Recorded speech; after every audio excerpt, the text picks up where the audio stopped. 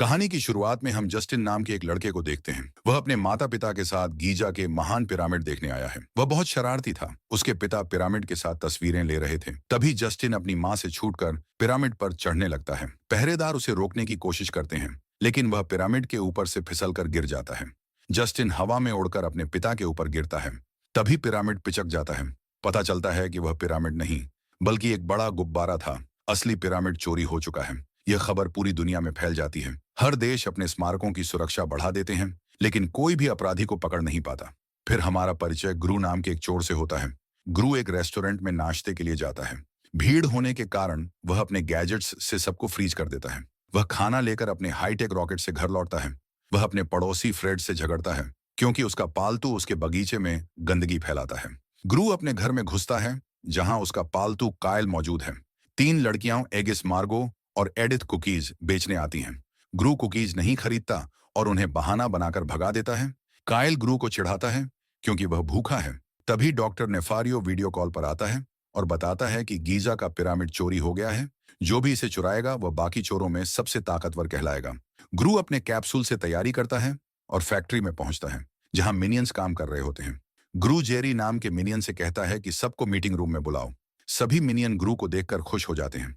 गुरु बताता है कि पिरामिड की चोरी के बाद उनकी टीम की छवि खराब हो गई है। स्टैच्यू ऑफ लिबर्टी और इफिल टावर चुराने के बावजूद वे पीछे रह गए हैं। गुरु एक बड़ी योजना बताता है। डॉक्टर नेफारियो ने एक सिकुड़न किरण बनाई है। यह किरण किसी भी चीज को छोटा कर सकती है। अगर वे इसे चुरा लें तो वे चांद चुरा सकते हैं। सब खुश हो जाते हैं, लेकिन उनके पास पैसे कम हैं। गुरु कहता है कि वे बैंक से कर्ज ले सकते हैं। इधर लड़कियां अनाथालय लौटती हैं। उनकी मालकिन मिस हैटी बहुत सख्त और लालची है। वह लड़कियों को डांटती है। गुरु की माँ उसे बुलाती है और मजाक उड़ाती है। गुरु चोरों के बैंक जाता है। वहां उसकी मुलाकात वेक्टर से होती है। वेक्टर ही असली पिरामिड चोर है, लेकिन गुरु को यह नहीं पता थी। गुरु बैंक मैनेजर पर्किंस से मिलता है। पर्किंस कर्ज देने से मना कर देता है, क्योंकि गुरु के पास सिकुड़न मशीन नहीं है। गुरु सिकुड़न मशीन चुराने निकलता है। वैज्ञानिक हाथी पर सिकुड़न मशीन का टेस्ट करते हैं और वो बिल्कुल छोटा हो जाता है।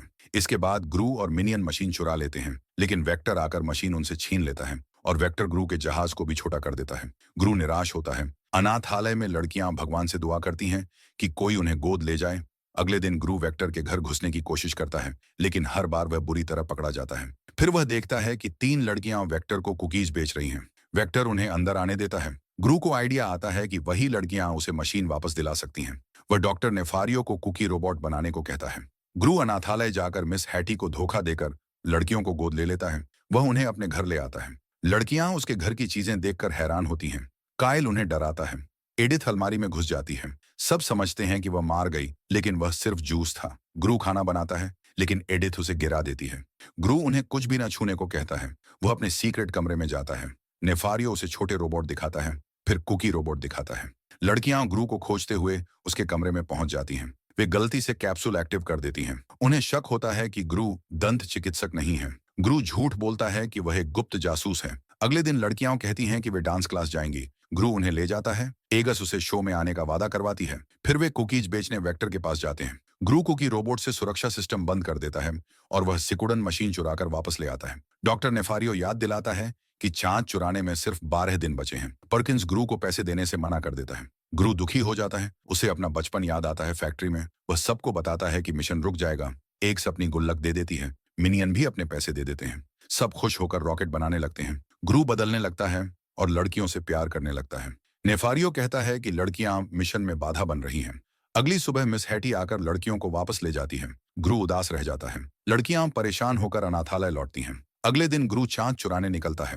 वह सिकुड़न मशीन से चांद को छोटा कर देता है। वह शो का टिकट देखता है और जल्दी वापस लौटता है। लड़कियां डांस कर रही होती हैं। वेक्टर उन्हें पकड़ लेता है। गुरु को खत मिलता है कि लड़कियों का अपहरण हो चुका है। गुरु वेक्टर के घर पहुंचता है। वेक्टर चांद के बदले लड़कियां मांगता है। गुरु चांद दे देता है, लेकिन वेक्टर धोखा देता है। गुरु लड़कियों को बचाने के लिए लड़ता है। नेफारियो उसकी मदद करता है। तभी चांद अपने असली आकार में लौटने लगता है। लड़कियां जहाज से कूदती हैं। गुरु एडिथ और एगस को बचा लेता है, लेकिन मार्गो रस्सी से लटक जाती है। रस्सी टूटने ही वाली होती है, लेकिन मिनियन उन्हें बचा लेते हैं। चांद तेजी से बढ़ता है और वेक्टर के जहाज को अंतरिक्ष में ले जाता है और विक्टर उससे चिपक कर चांद पर पहुंच जाता है। फिर हम देखते हैं कि यह खबर हर जगह फैल जाती है कि चंद्रमा अपने स्थान पर लौट आया है, लेकिन दुनिया जानना चाहती है कि उसे वापस कौन लाया। इस बीच गुरु और लड़कियां अपनी मस्ती से थक चुके होते हैं, इसलिए गुरु उन्हें सोने के लिए अपने कमरे में ले जाता है। लेकिन लड़कियां जिद करती हैं कि हम एक कहानी सुनना चाहती हैं। गुरु उनसे कहता है कि तुम्हारी कहानी की किताब खराब हो गई है, इसीलिए मैं तुम्हें अपनी सबसे अच्छी किताब वन बिग यूनिकॉर्न से एक कहानी सुनाता हूँ। कहानी सुनते सुनते तीनों लड़कियां सो जाती हैं। फिर गुरु प्यार से सभी को शुभ रात्रि का चुंबन देता है। यह देखकर सभी मिनियन भी चुंबन की मांग करते हैं। गुरु उन्हें भी चूमता है, जिससे वे बहुत खुश हो जाते हैं। अगले दिन लड़कियां अपना नृत्य प्रस्तुत करती हैं। शुरुआत में यह काफी उबाऊ लगता है। फिर एक मिनियन गाना बदल देता है और फिर सब मिलकर नाचने लगते हैं। सब हंसते हैं, झूमते हैं और गुरु का नृत्य देखकर मजे करते हैं। अंत में लड़कियां और गुरु आसमान की ओर देखते हैं। चांद चमक रहा था और उनके चेहरों पर खुशी की मुस्कान थी। अगर आपको यह वीडियो पसंद आया हो तो वीडियो को लाइक करके चैनल को सब्सक्राइब कर लें।